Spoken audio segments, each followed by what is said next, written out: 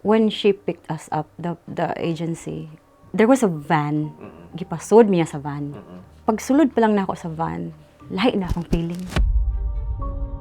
And as a tourist, di ka pwede mag-work as a tourist. You're there as a tourist. So, ingon po siya nga, you have to pretend that you do not know each other.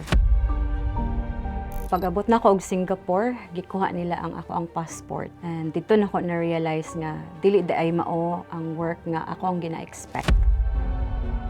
Kana pa lang nga night, grabe na akong trauma adto kay wala ko expect nga mag-grade di ay. Make sure di ka madakpan. Kay once madakpan ka, mapriso ka. Nidagan tong tag-iya sa balay, kay siya man po'y tag-iya sa bar. Ingon siya, jurak. Ano ko, what is jurak? Police di ay. Ang walay permit, dagan. Kumusta og maayong adlaw kabayan? Welcome back to the Pinoy Expat. My name is Icon and I am your host. Dito sa Pinoy Expat, pag-uusapan natin ang iba't ibang aspeto ng buhay ng Pilipino sa ibang bansa. Ngayong araw kasama natin si Hana, isang Filipina na biktima ng extortion at illegal recruitment sa Singapore. Samahan niyo ako at pakinggan natin ang kanyang kwento. So, take us back to that moment before kanilarga. What was your life like back then? My life like back then, I was 21 years old. I was a new mom. Before that, I was a student before I became a mom, of course. And then life was hard, and that pushed me to find a better future for myself and for my son at that time. So, 21 years old, so murag fresh graduate, nahimo kag mom? No, actually wala ko ka-graduate. Okay. So, student ko, I was 20 years old man ko naboros. And then, before ana, I was a student. Niundang kong eskwela, kay mo lagi kana na pregnant. And akong father, he was an OFW. And he came back to the Philippines nga gasakit na siya. Alright. Akong mom, wala siya work or nalang siya mga ginagmay mamaligya o mga sudan, mga inana. It was hard, and having a child as well nga dili mi okay sa iyang father. So hard good siya. So I have to really find ways to survive and to provide for my son. At that point in your life, no, being kaingon kag single mom, na bag-o na mom, wala pa jud ka kahuman. Imong papa na isakit, and then ang imong mama, she's not earning that big. How urgent was it for you na makagawas kag Pilipinas? It's not urgency, it's about desperate. Desperate ko kay it was hard. Even like I was trying to do mag-ukay-ukay ko to sell, buy and sell, ukay-ukay, mga ana. It wasn't enough. So I was so desperate nga if anything comes my way nga naim offer nga maka-abroad ko, I'll grab it. Right. Now, kaning opportunity sa Singapore, tell us, naunsa man ni naabot sa imo? How this opportunity come to you? So, this opportunity came when I met my friend. She was working in Singapore as well. And so, when I met her, she was have a holiday in the Philippines. And she told me about Singapore and how she's working there. And so, I asked her, pwede ko mo apply since I was an HRM student. So, and she mentioned that she works in a restaurant and bar serving drinks, foods. Mo taning ko nga, can you help me and connect me to your agency? And so she connected me to her agency. She gave my number, and then I got the agency's number to, so nagka-contact me, we communicate. It was very, very fast, quick, kayo good. Dali ra kay panghitabo. And then after that, she asked me to post my passport to her in Manila, the agency. Oo. So gipadala ang imong passport Yes, dito. so gipada akong passport. Gipada pod na ako akong passport kay like, agency basin mo siguro. You know what? I was very ignorant. I never had experience at that time to get out of the Philippines. It was my first time nga magamit akong passport. And in my mind, mauna ni siya.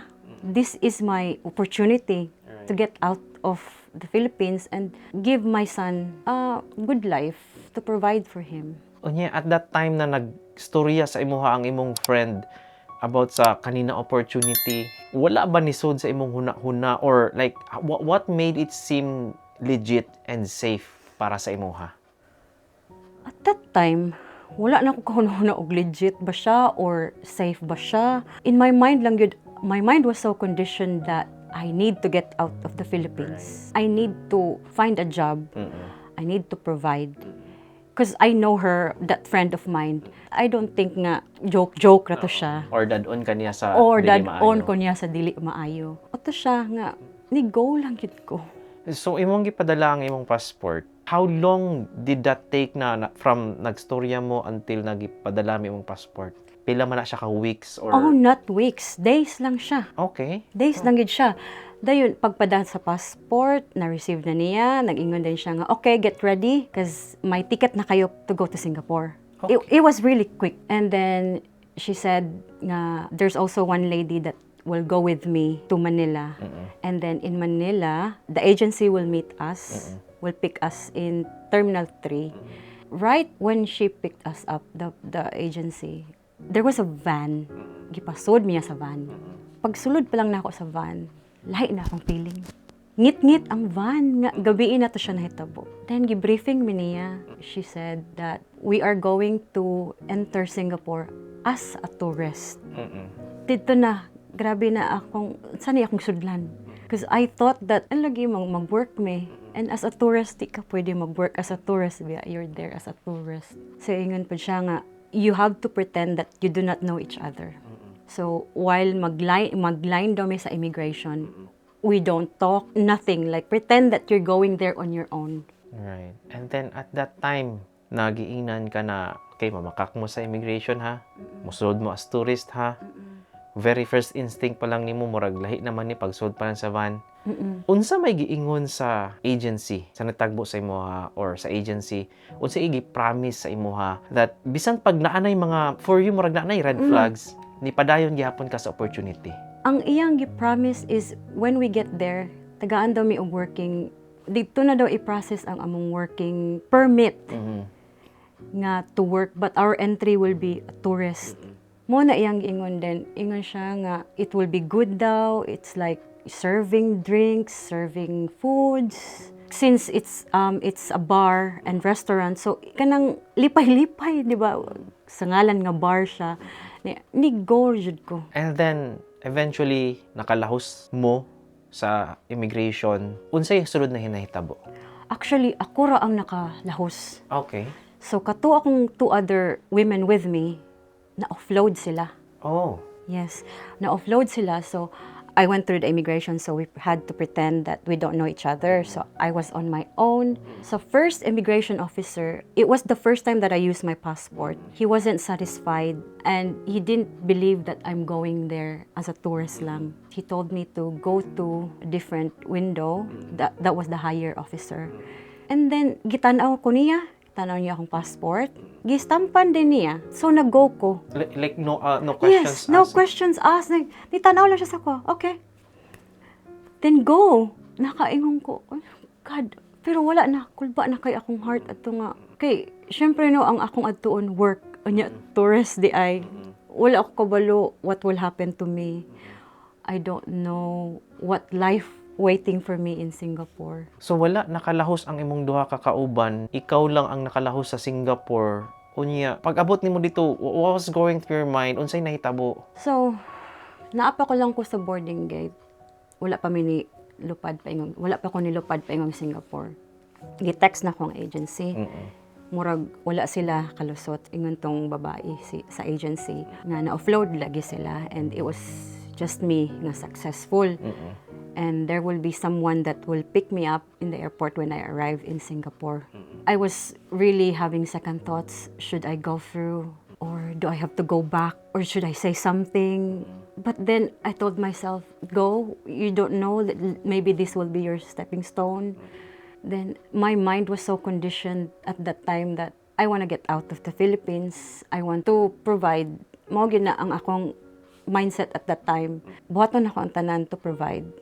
And without thinking the risk nga akong gisudlan or what life would be waiting for me, ni-go lang jud ko. Bahala na. Bahala na. Bahala na. Bahala. Ikaw na bahala, Lord. So, at what point dayon na gikuha balik ang imuhang passport? Niabot na ako sa Singapore. Pag abot na ako dito, nainitagbo sa ko So, there was a lady that picked me up from the airport. And I remember, no, she was wearing kanabitong pang bar. Buntag na to siya. Mga siguro around 9 or 8 a.m. kay kadlawon man minihawa sa. Okay. Pagtagbo niya sa ko, full makeup siya. Din kanabitong bar girl gud kayo. Dito ko nakaingon nga. Kung ano, okay. Murag, something is. Pero wala na po, wala lang yun ako gipaminaw ang kakulba. So, wait, something is, unsa man to? Was it a red flag or good? Red flag siya, kay she was really wearing like, kanabitong pang bar nga, I'm not saying nga it's bad to be like that ha. Entertainer. Okay. Okay, and first, akong huna-huna, basin mo po niya akong buhaton. Mahimo akong entertainer. Alright. Unya, asa man na part na gi-confiscate ang imuhang passport? Okay, so, pagkuha niya sa ako sa airport, nagsakay na may taxi. Paingon mi atong balay. Gida ko niya sa balay. Pagsulod na mo sa balay, na yung passport mo. Kasi ang ihang ingon sa ko at nga time, if ikuan lagi niya i-process ang para pa-process yung permit mo at saka may babayaran ka. Iyon akong giignan nga ito yung bahay na titirhan mo. Every day you have to pay $10 for your bed space, and every week you have to pay $50 for your food. And I have to keep your passport because we have to process your permit at that time. I gave my passport to her, and then she told me, have a rest because tonight you will start working. It was so fast jud kay ang mga panghitabo. And then in that house, we were full of Filipinas there. Filipina tanan ang nagpuyo. And all of them have similar stories as mine. And that gave me courage nga, okay, dili lang ako. Although it was hard and it was really, wala ko balo unsa mahitabo sa kuha. So, gi-confiscate ang imuhang passport and then asya giingon na kinahanglan ka mo bayad. Yes. Can you remember pila ang ilang ginapangayo? Okay, so ang gipangayo sa ako ato nga time, ako na remember 3,000 Singaporean plus Singaporean dollars. And at that time, was that even possible for you na mabayaran nimo? Sa akong mind ato nga time, siguro mabayaran ako since mag-work man ko dito. Before knowing the job. So, nisugot ra pug ko kay ang ingon nga kana siya cover na siya sa plane ticket. Wala ko kabalo nga ang plane ticket barato man day ang plane ticket paingon Singapore from Philippines. Di siya moabot og 100K. So ang ingon sa ko plane ticket and then processing sa ako ang permit and I have to pay that, and para makapay ko na kuhaon nila ang akong passport. So if naan mapay na nako na siya, aya na nila ibalik ang akong passport. Alright. And at that time, did this seem na normal lang sa imuha or was it a red flag? Honestly, no, ignorante kay ko sa una nga I was vulnerable. I was a new mom, and in my mind was very conditioned that I have to do this. I have to find ways to provide. So mo na akong conditioning sa mind at that time. So, kumbaga, eyes on the goal ra jud. Yes, eyes on the goal. This will be my stepping stone. Unya naabot mo dito sa balay. What was it like dito sa balay sa Geylang? Okay, so pag abot na mo dito, nailan ako ang mga Pinay. Daghan mi dito. It was a 3-bedroom house. 1 bedroom is the house owner, and the other 2 bedrooms, Filipinas. When you say Filipinas, unsa kadaghan na Filipinas? So sa isa ka room, 10 mi ka buok. Bed space, gamay lang siya nga kwarto. Bed space lang siya, mura mig sardines. Nga narami sa salog na nga tug, wala gali mi kana bitong butanganan sa among mga sinina. Kay cabinet ninyo. Wala mi cabinet, so sa among luggage lang siya ang mga sinina. It's a room with just a mattress on the floor and our luggages for our clothes. In ana ang situation, and there were 1 bedroom, 10 Filipinas, another bedroom, mga gihapon, mga Filipina gihapon. So 20 people Yes, crammed. sa isa ka gamay nga balay. Just Lord. Yes. So first day pa lang nimo giingnan dayon ka na pahulay sa diha kay later tonight magtrabaho na ka. Yes. Tell us about that first night nimo dito sa bar. It was really traumatic. Grabe gid. Giadto namin yung nagtaksi may paingon sa I remember that building was Paramount building. It was a big building.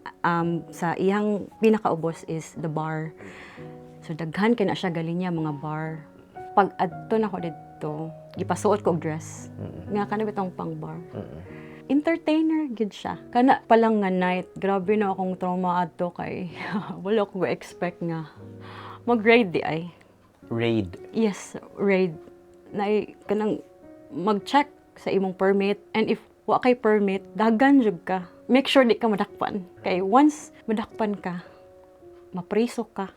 Prisohon ka nila, and there are Filipinas nga nahitabo na sila dito. So I remember first night, no, so nagtrabaho na mi dito, gi-introduce na ko sa bartender nga, or na sila yung mami. Mami ang tawag adto niya. You have to make up a name. Dili imong real name imong gamiton. Okay.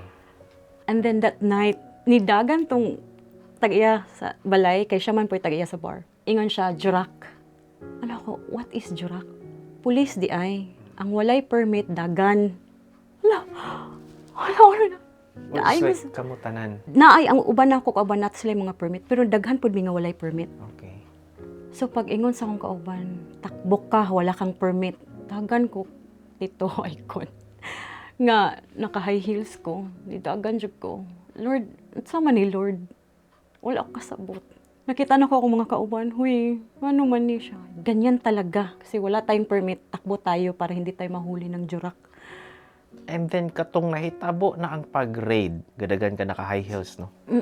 Unsay gadagan sa imong huna-huna? What was going through your mind at that time? Dili ko madakpan. Madakpan ko. Ako na, what if mapriso ko? I have a 6 months old. I left it with my parents.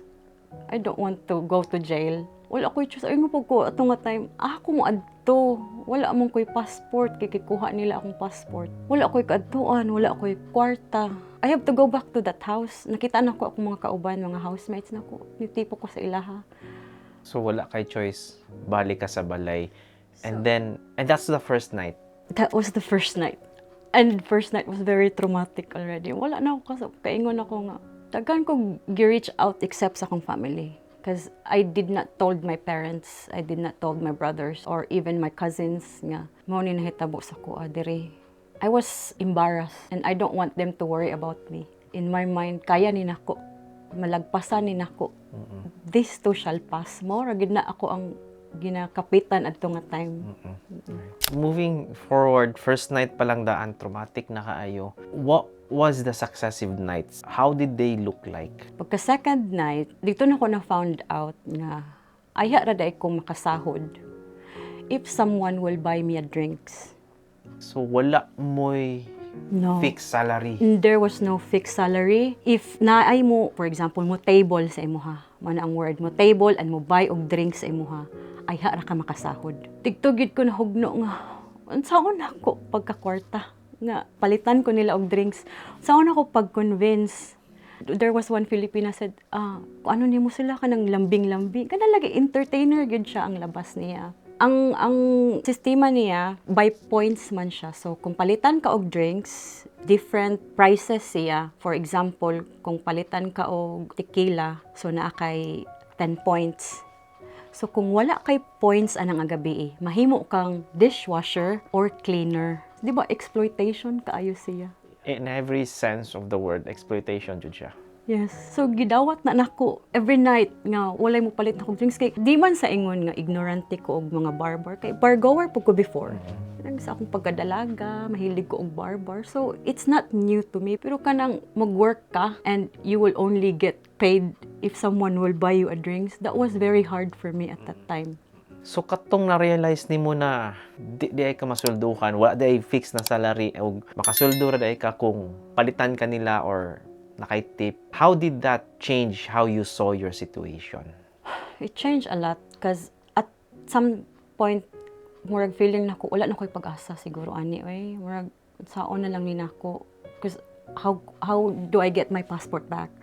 Ako ato, mag-go na lang ko sa flow or unsay mahitabo, mag-cleaner, unsa ba. Mato, nahimo kong dishwasher every night. Kay wala lagi ko, dili kay ko mo storya. And then, wala ko yung passport. So, unsaon ako? paghawa. So akong gibuhat, before na ko makuha ang passport, dapat bayaran ako sila, di ba? Sa plane ticket daw din sa pag-process ako ang permit. So gipang message na ko akong mga kaila online. I asked for help. I asked money. Wala yung nakatabang sa ko. Siguro wala po sila yung money matabang. I understand ra po. And then ni-reach out po ko sa akong kauban sa church at nga time. At nga time he was working in Singapore.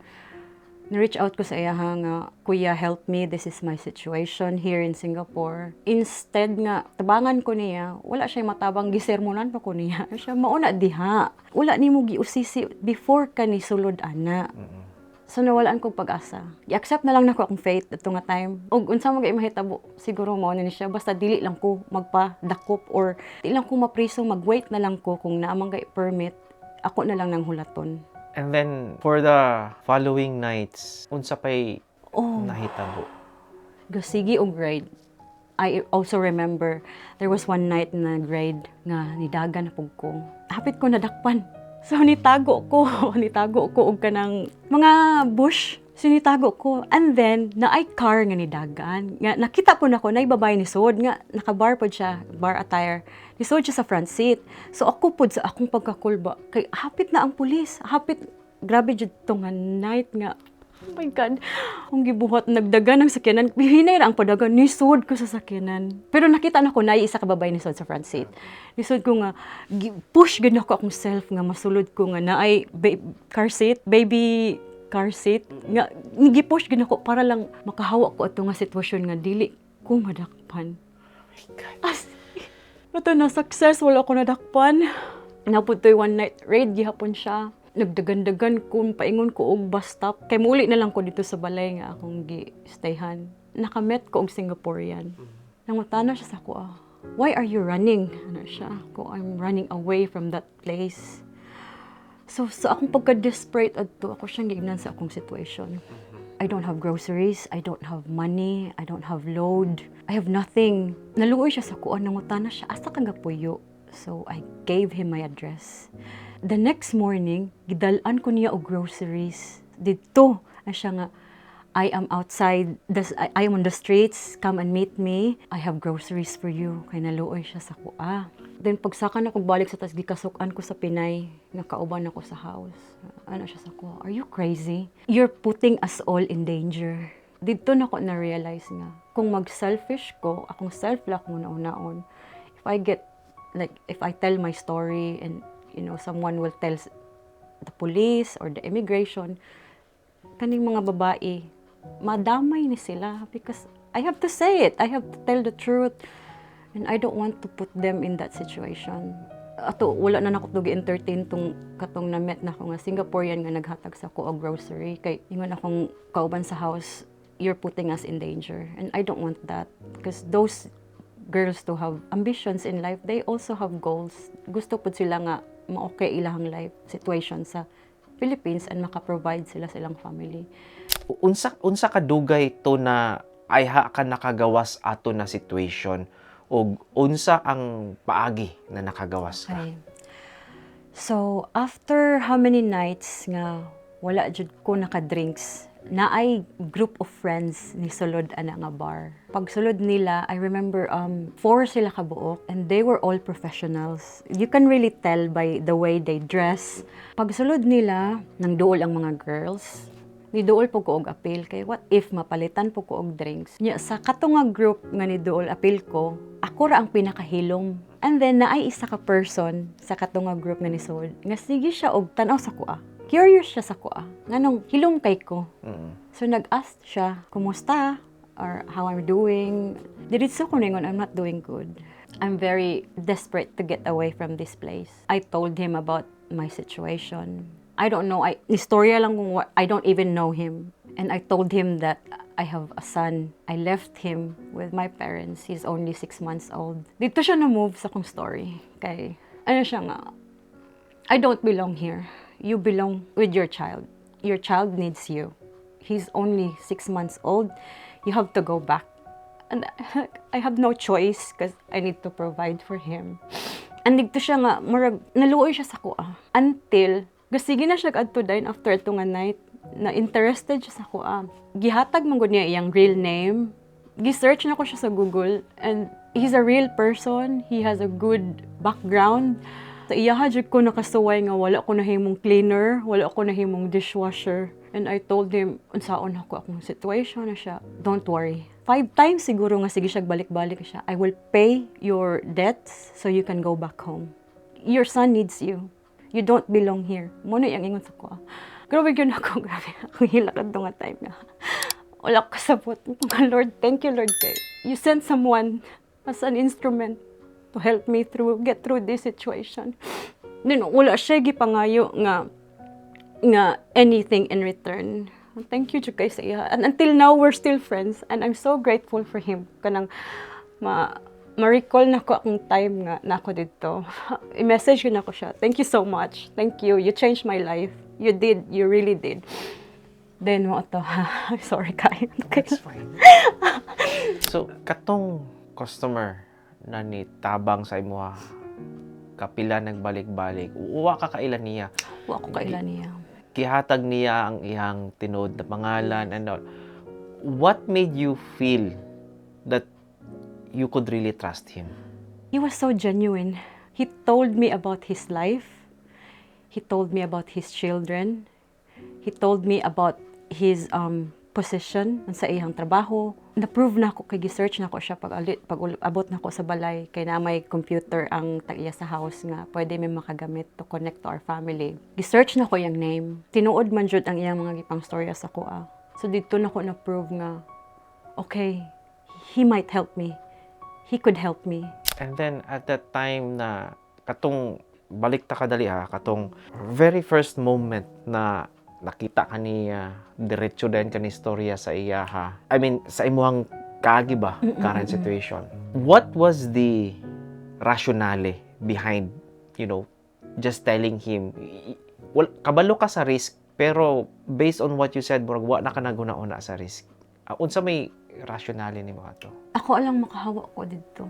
Makauli ko Philippines nga di ko madakpan nga. Oh, pero nagstorya ka sa iya, it was a very huge risk. It is, but when he came into the bar, na siya other friends with him, and they look very professional.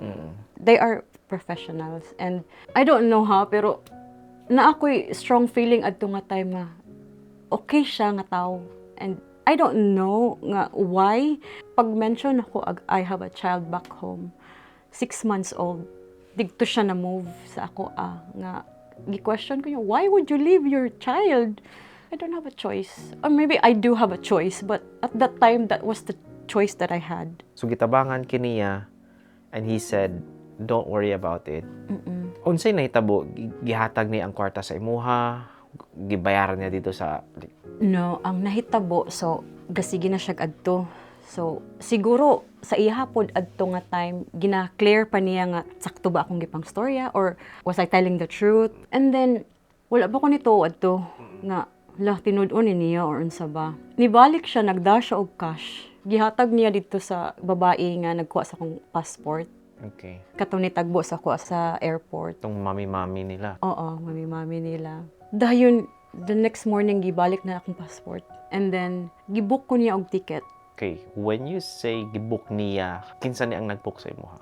Katong tao nga nitabang sa ako. Right, okay. So, he booked me a ticket to go back home. At that moment, nakagawas ko ato nga situation. So, ako na lang siyang gi-accept akong fate nga mo to ang nahitabo sa kuha and I'll just have to move forward. Alright. How did you feel katong finally nakuha na jud nimo ang imong passport and then kauna-una ka na, oh my God, makauli jud ko? Happy, of course. Na-relieve ko kay, oh my God, makauli ko.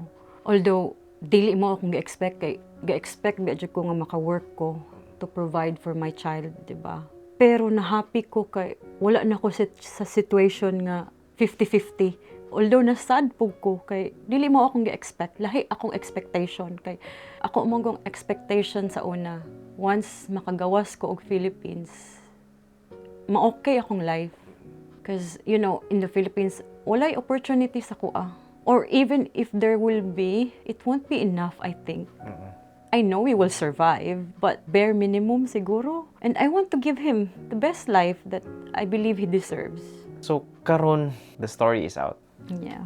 It took you 10 years, Yeah, more than more that than 10 actually. years. 10 years to tell your parents and everyone Yes. sa imong kaagi.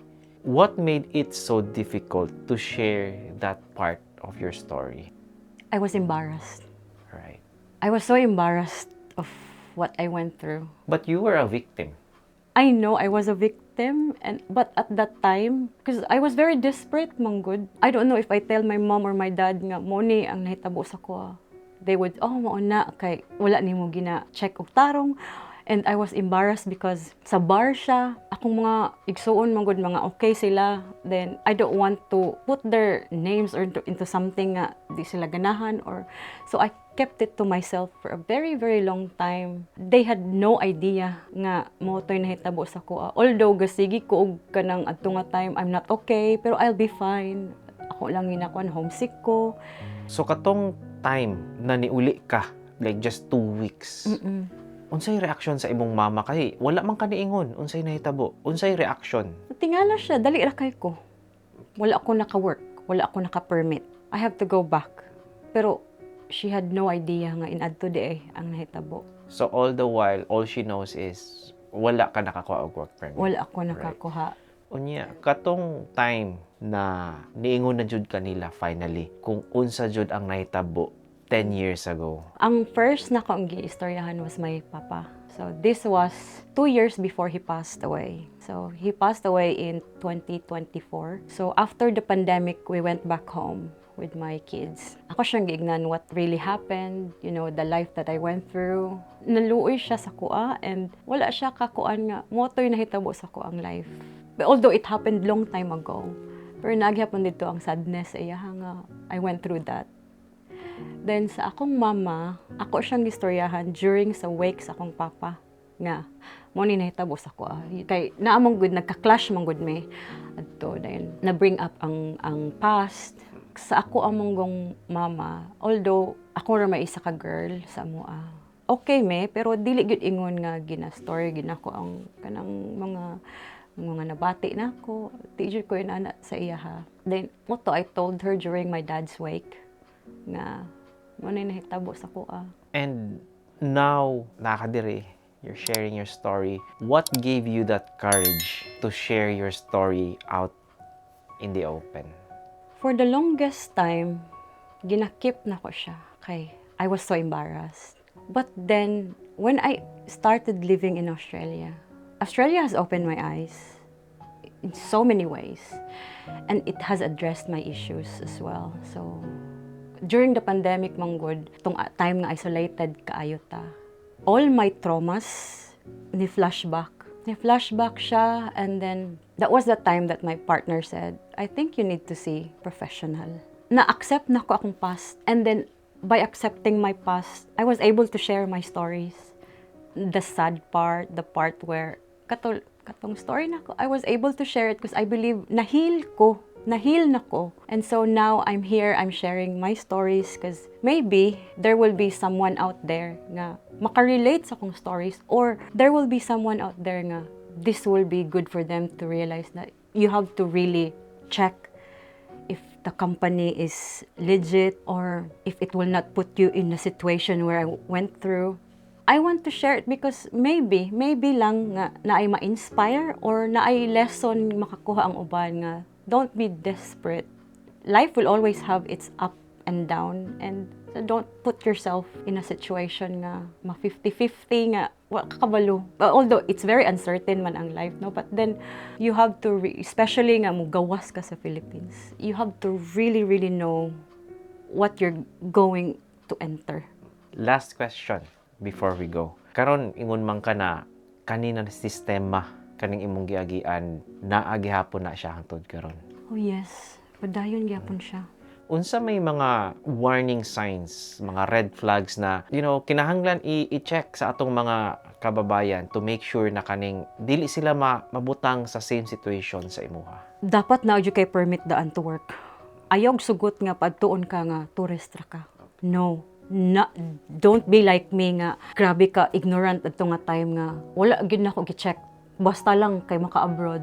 Ayaw gyud nga basta lang. Dapat be very careful.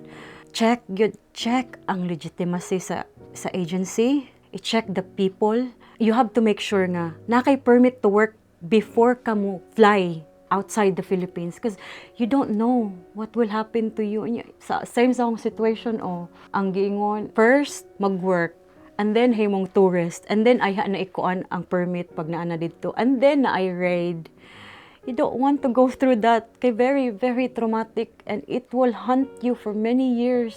So, before you get out of the country, of the Philippines, check good ang imuhang paperworks. I-check kung naaba kay right to work. Don't be like me nga grabe ka ignorante, grabe ka vulnerable, then desperate. Don't be desperate like me. Mora gid na siya. Thank you so much. Daghang salamat, Hannah, for trusting us. Thank you po. For sharing your story. What you went through is something that a lot of Filipinos don't see, but unfortunately daghan tag kababayan na they end up experiencing that. Hopefully your story serves as a reminder jud sa ato mga kababayan na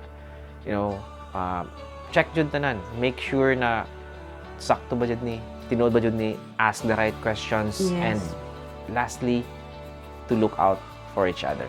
That's true. Yes, thank you so much. If you found values in stories like this, make sure to follow us on our Facebook page and subscribe to our YouTube channel. My name is Icon, and this is the Pinoy Expat.